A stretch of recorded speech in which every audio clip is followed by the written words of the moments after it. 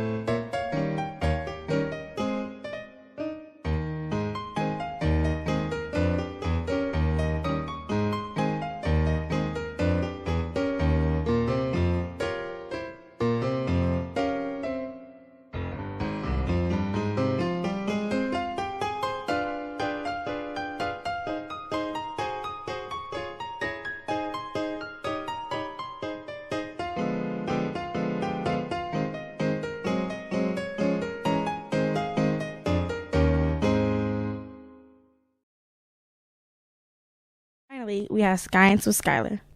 Hello, I'm Skyler, and welcome to Science. Science is a portmanteau of Skyler and Science. Today, we are going to be doing baking soda and vinegar. Here's our baking soda, here's our vinegar. I have a tray so it doesn't make a mess. Most people know what baking soda and vinegar does, and since it's a pretty basic experiment, you can in fact try this at home. Alright, just grab a clump of this baking soda, pop it in our beaker. I got baking soda all over my hands. Alrighty, now what we're going to do is we're going to add a bit of vinegar.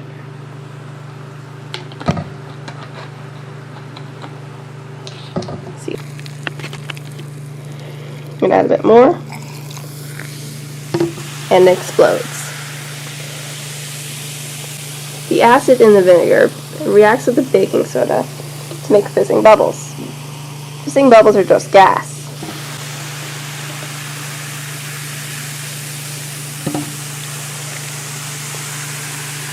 Luckily this isn't dangerous, so.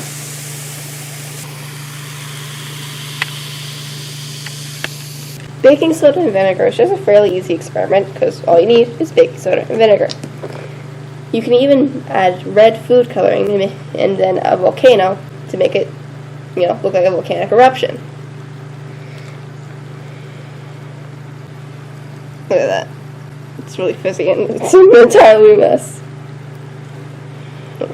Thank you for joining me on this episode of Science. See you later. Next up, we're playing Jeopardy with Mr. Huebner, first student. This is Jeopardy. Let's meet our contestants.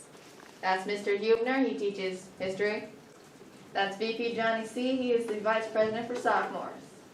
And there is Braden Antonelli. He's a person. And I'm Skyler West. Our categories for today are Ancient Greece, U.S. History, International, and Pop Culture. History for 400. This U.S. president is best known for signing the Interstate Act of 1887. What is Grover Cleveland? Correct. 400 points. 400. This nuclear disaster in the Soviet Union was one of the many causes that led to its collapse. What is Chernobyl? Correct. 400 points. What is Pop Culture 100? And this is our double Jeopardy question. This song by the 80s pop band The Buggles was the first music video on MTV in August of 1981. What is Video Killed the Radio Star? Correct. And 150 points to John. What is U.S. History 200? This U.S. president is best remembered for de-escalating tensions with the USSR. Richard Milhouse Nixon. No. Incorrect. Okay. Who is Ronald Reagan? Correct. U.S. History for 300. This amendment to the United States Constitution was passed in June of 1919 and gave women the right to vote. What is the 19th Amendment? 300 points. Let's try Ancient Greece 200. This sport, which was invented in ancient Greece, is a popular track and field event that involves throwing a smooth, beveled disc. What is discus? 200 points. U.S. History for 100.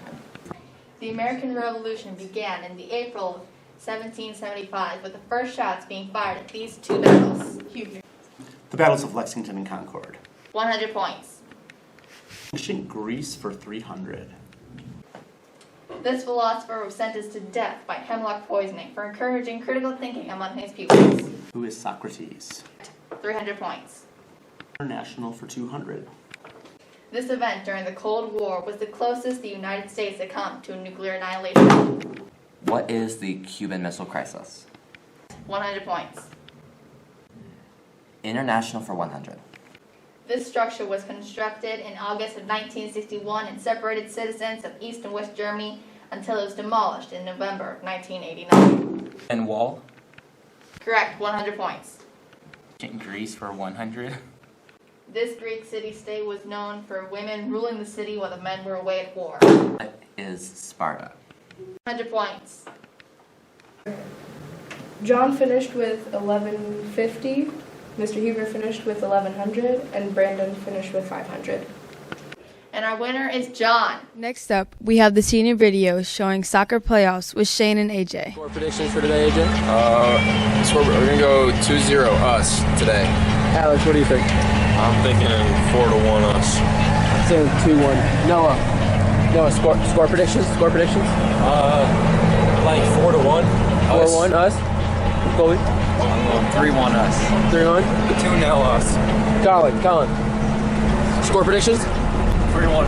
3-1 us. These are all good. Definitely us, no matter what. Yep. There's a boat over there. Look at the boat. Look at the boat over there. That's a nice shot. That's some yellow fish.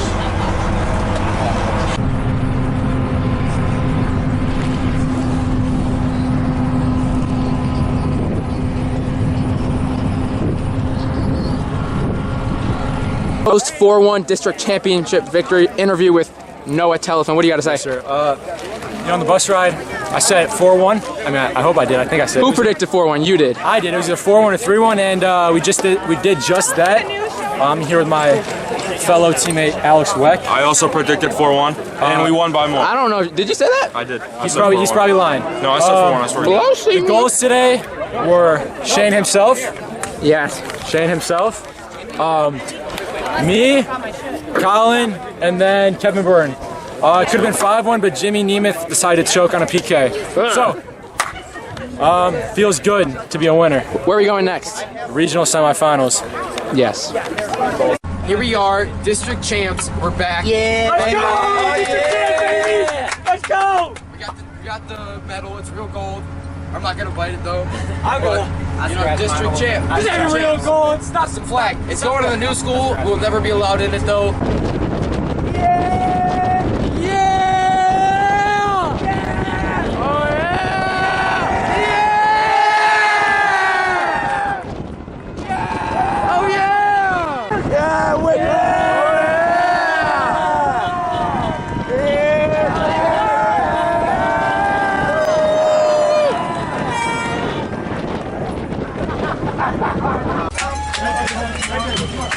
Oh, yeah.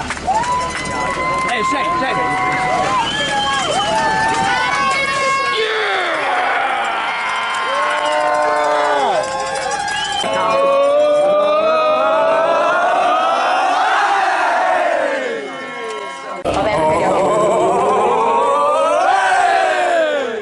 Happy feet. Ready, then? All right, yeah. Oh, don't tear something. You gotta get a lot with me. Okay.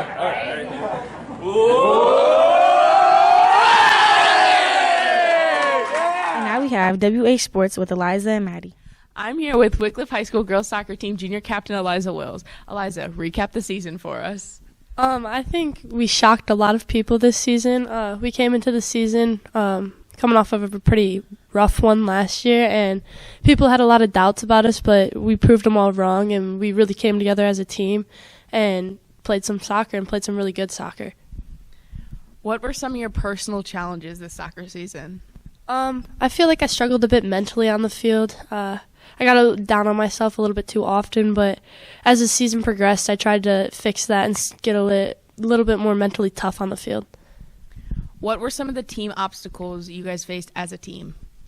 Our team chemistry lacked a bit, coming off of summer, going to the start of school, but we did some team bonding and we came together and it didn't lack on the field, so that's all that matters. What was the mindset you had going into the district final game? Honestly, I was just going into that game saying no nerves, it's just another soccer game. If I played nervous or if any of us played nervous, we weren't going to play up to the potential that we have, so we just had to go in thinking it's just another soccer game. What did you guys do as a team behind the scenes in the summer and preparing for the season to get to where we got this year? Really, we just worked our butts off. We conditioned every single day of the summer. We lifted. We really dedicated our time to the sport this summer. And, I mean, that's what you have to do. You have to build your chemistry. You have to build your strength. You have to build your technical skill in the summer to be prepared for these games in the season. What do you do to prepare for a game? What pregame rituals do you have? Well, I have to drink a Celsius before every single game, or I won't play good. I swear, I have to drink a Celsius. Thank you, Eliza Wills. You're welcome. And now we have Johnny in the Halls interviewing people about their favorite seasons. Hey Wycliffe High School, it's VP Johnny C back here with another episode of Johnny in the Halls. Let's go ask people questions. So I'm here with Ella, Gabby, Officer Smith, with Mrs. Hall, Miss Nazer, Cheyenne. and Lila. my question for you is, what is your favorite season? probably fall. Any reason why? I like the leaves. It's really pretty. favorite season is fall. Any reason why? The clothing, like sweatshirts and sweatpants, and the aesthetic. Fall. Any reason why? Football and baseball playoffs. My favorite season is probably summer, although I am enjoying all the fall leaves and everything. But I like summer, and I think it's just the warmth and the sunshine, and yeah, summer. Pretty tough one. It's a tie between fall and spring because I like the in-between seasons because you get to layer. Fall is nice, though, because flannels, but then spring you get, like, shell tones, so. Like fall. Yeah, same. Fall. Any specific reason why? Because, like, you get to wear, like, comfy pants and hoodies and boots and stay warm. And, like, that's when winter starts, kind of. So it's, like, leading to winter, and winter is awesome. I just like the whole fall feeling and, like, watching scary movies and stuff. And it kind of sets the mood for fall, so. And it's my birthday. So. Your birthday. And now we have the LLS poverty simulation with Brayden. Hi everybody, and I'm here with Zach Tishner. Madison Klinger. Okay, first question. What did you take away from the poverty simulation? Doing the poverty simulation kind of puts poverty and homelessness into perspective for people who haven't experienced it. In the simulation, there's 4 weeks and they're 15 minutes long, and you have a lot of tasks to complete during it.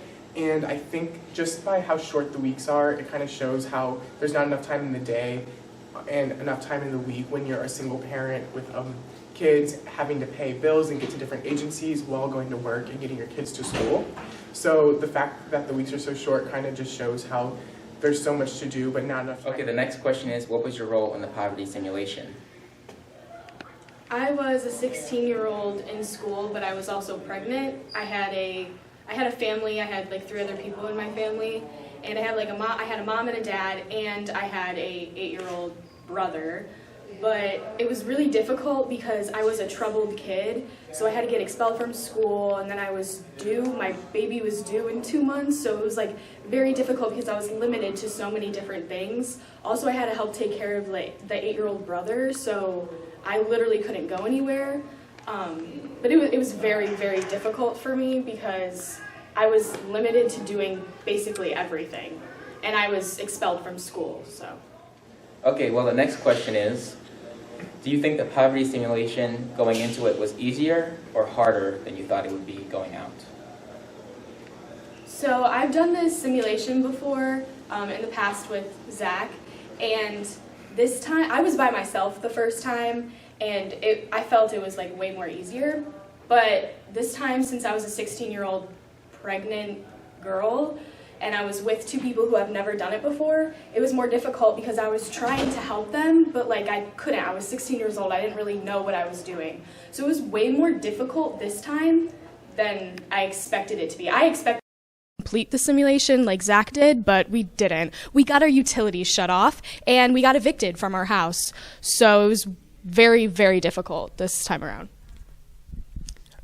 My experience was much easier than I expected because, like Maddie said, I've done this a couple times. I've done it once more than she has, but I started off as homeless this time, and I've never started off as homeless, so I was nervous about how hard it would be because not only do you have to pay all the bills like everyone else, you have to get a home, so that it becomes very difficult. You're already on limited money, so that was difficult to do. But like I mentioned about just having someone who's running all of the errands while someone's working, that made it a whole lot easier. We also won the lottery, so that was really nice. We did have to do a drug deal, but that's because in the simulation there is an illegal activities person, and she was a drug dealer this time, so she picked on my family, I guess because we were young. We were 19 and 24, so with a 1-year-old child. So we had to sell drugs to the pawn shop, but it did only give us $20. So we were called out on that, but it was only a $20 bonus. So it wasn't very much money. Overall, it was very eye-opening to see what people go through on a day-to-day basis. The first time I did it, it was actually really emotional for me because I didn't really understand how hard it was to live in poverty. But now, like, I can, like, better understand what people go through now, especially when you're a teenager living in poverty. Hi, I'm Braden, and I'm here with... I'm Mrs. Schultz. Okay, the first question is, what was the main purpose of the poverty simulation? We study a unit on poverty and homelessness, and it gives our students an opportunity to see firsthand the struggles and how hard it is for people who are living at the poverty line or below it. So it puts them in the situation so they get the opportunity to walk in someone else's shoes for a day. So how long have you been doing the poverty simulation? Well, we've been doing the poverty simulation for about 5 years. It came about as actually Lakeland came, their nonprofit center came and did the poverty simulation for the teachers here in the district. And Mr. Mott and I thought it would be a good experience for our students. So about 5 years ago, we reached out to Lakeland, and we also have Perry Service Learning that comes along and does it with us as they are also studying the same unit on poverty and homelessness. And lastly, what was your favorite part of doing the poverty simulation? I think it's the real world experience. I think when the kids go into the poverty simulation, we did a reflection after, and a lot of kids voiced that they thought the poverty simulation was going to be easy. And then once they did it, they realized it's tough. It's really difficult. Like there's difficult decisions that have to be made and things like that. So I think giving that experience to students gives them firsthand look at on a day-to-day basis what people go through, and it opens students' eyes. Okay, that's about it. Thank you for your time. No problem. Thank you. Here is Film on a Week. Nemo's Garden is a very peculiar project. It looked like the space station. We try to manage an underwater farming system in order to produce food in all of the parts in the world in which is plenty of sea water, but there's no fertile soil in order to go on in a traditional way of farming.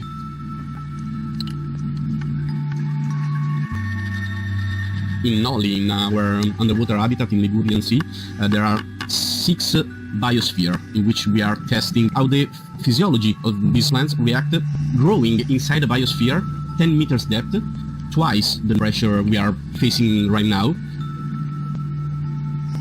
And that's the end of your Blue Devil podcast with Seneca and Ciara. Bye.